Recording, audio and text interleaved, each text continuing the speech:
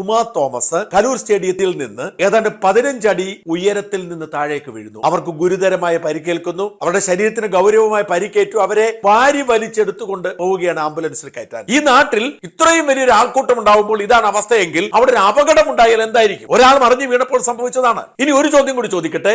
മുഖ്യമന്ത്രി പിണറായി വിജയനായിരുന്നു ഈ ചടങ്ങിൽ പങ്കെടുക്കുന്നതെങ്കിൽ ഇതാകുമായിരുന്നു അവസ്ഥ. നമുക്കറിയാം, മുഖ്യമന്ത്രി വഴിയെ പോകുമ്പോൾ ഒറ്റ ട്രാഫിക് ലൈറ്റ് പ്രവർത്തിക്കും, എല്ലാം അടച്ചിടും. സകല പോലീസുകാരും വഴിയിലുണ്ടാവും. മുഖ്യമന്ത്രി മുമ്പിലും പിറകിലും 100,000 വാഹനങ്ങളുണ്ട്, മൊബൈൽ ജാമറുണ്ട്, ആംബുലൻസ് ഉണ്ട്, ഇടിവണ്ടിയുണ്ട്, എല്ലാം ഉണ്ട്. എന്തൊരു സുരക്ഷയാണ്! മുഖ്യമന്ത്രി പോകുന്ന വഴിയിൽ പാർക്കിംഗ് സ്ഥലത്ത് വണ്ടി കിടന്നാൽ എടുത്തു മാറ്റിക്കളയും. എന്താണ് മുഖ്യമന്ത്രി പിണറായി വിജയന്റെ ജീവനും ഉമാ തോമസിന്റെ ജീവനും തമ്മിലുള്ള വ്യത്യാസം? മുഖ്യമന്ത്രി പിണറായിയുടെ വിജയന്റെ ജീവൻ പോലെ അല്ലേ ലക്ഷക്കണക്കിന് ആളുകൾ എത്തുന്ന ഒരിടത്തിന്റെ അവസ്ഥ? 12,000 നർത്തകരുണ്ടെങ്കിൽ ഒരു 50,000 പേരെങ്കിലും അവിടെ എത്തുമല്ലോ. അവിടുത്തെ സുരക്ഷയുടെ കാര്യത്തിൽ പോലും ഇവർക്കാർക്കും ശ്രദ്ധിക്കാൻ കഴിയുന്നില്ല. നാണക്കേടാണ്. അവരെ എടുത്തുകൊണ്ട് പോകുന്ന കാഴ്ച കാണുമ്പോൾ ഭയത്തോടു കൂടിയാണ് കണ്ടത്. എങ്ങനെ ശരിയാവും നമ്മുടെ നാട്? എങ്ങനെ നന്നാവും? വളരെ സങ്കടകരമാണ് ഈ അവസ്ഥയൊക്കെ. എന്തായാലും ഉമാ തോമസ് ജീവിതത്തിലേക്ക് തിരിച്ചു വരട്ടെ. ഉമയ്ക്ക് സംഭവിച്ചത് മറ്റാർക്കും സംഭവിക്കാതിരിക്കട്ടെ. സംഘാടകർക്കെതിരെ മാത്രമല്ല, സർക്കാർ സംവിധാനങ്ങൾക്കെതിരെയും കേസെടുക്കണം.